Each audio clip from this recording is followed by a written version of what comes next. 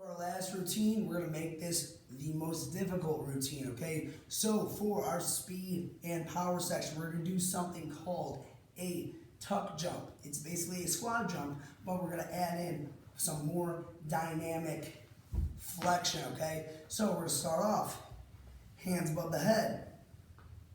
We're going to explosively load our hips, jump up and knees to chest, and stick that landing. All right, from the side. Staying nice and tall.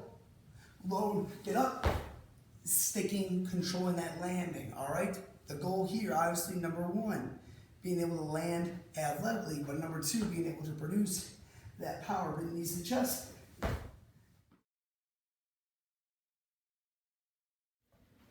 Now, for upper body strength, we're gonna go and do some tempo work. This is gonna be great for all you meatheads out there that wanna build some muscle while still working out at home, okay? Because a kind of a big component or a big factor to building muscle is increasing the time under tension during an exercise, okay? So with the push-up, we're going to focus on slowly lowering. I'm adding a little bit of a pause at the bottom and control coming up.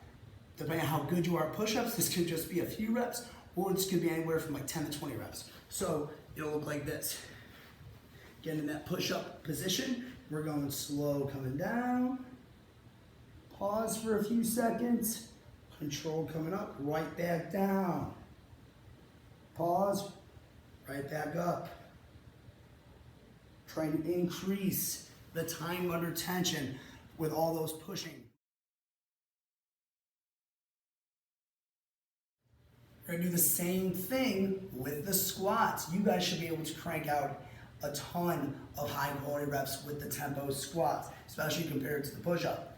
Feet about shoulder width apart. You can have those arms out in front of us to provide some counterbalance. Control coming down. Pause for a few seconds. Control coming up.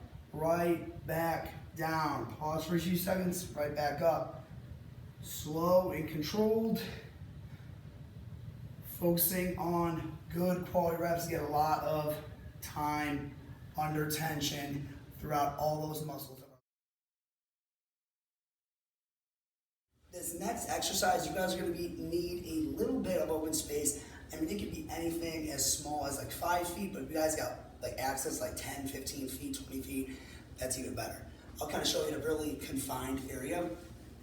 So what we're going to do, it's going to be, I guess, a more of a perfectly performed bear crawl. For those of you who are, ex-football players or currently football players that do bear crawls, this is how you do it the right way. So we're gonna get in all fours position.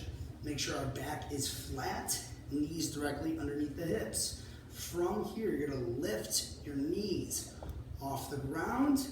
So this is basically the bear position. Back is flat. From here, I refer to this as a hand crawl, okay? To not confuse with bear crawl. And we're gonna move opposite hand, opposite foot together. That's the only thing that's moving. We're gonna take a few steps. So we went forward, and now we're gonna go backwards with it. See how the only thing that's moving are my extremities. This is true core stability. It's the ability to resist excessive movement and stay rigid, stay stable while our extremities are moving. If you want to really make sure that our back is staying flat, you can literally put something on that lower back, and if you're getting a little out of control when doing it, whatever you have on that lower back is going to fall off. It's a really good way to make sure that everything is staying stable and we're resisting that excessive movement.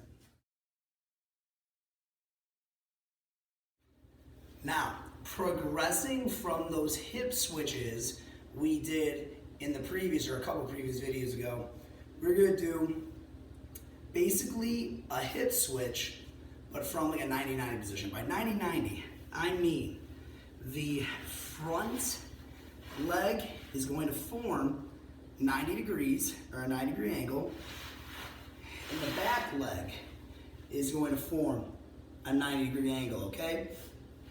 So basically working external and internal rotation of the hip here. So what we're working on here is going to be hip mobility, or hips ability to create range of motion, as well as our ability to control that range of motion, so that's stability. So what we're going to do here, on the back leg, you are going to open up, initiate movement with that knee. If you need to put your hands on the ground, that's fine. You're going to initiate the movement with that knee as far as you can. Then we are going to keep the feet on the ground as best as we can, and we're going to go to the other side, okay? So we are working dynamic hip internal and external rotation. Same thing here. Open up with that back knee. Try to keep the feet on the ground. Go to the other side. Okay, we're going to do this for reps. The slower you go, the more beneficial this movement is going to be, okay? And this is really going to kind of exploit some weaknesses. You guys are probably going to find a point or a part throughout the movement to where you almost like hit a wall. That's fine. That just shows that we need to work on our hips ability to rotate. We need to work on, improving our hips ability to rotate and control that range of motion.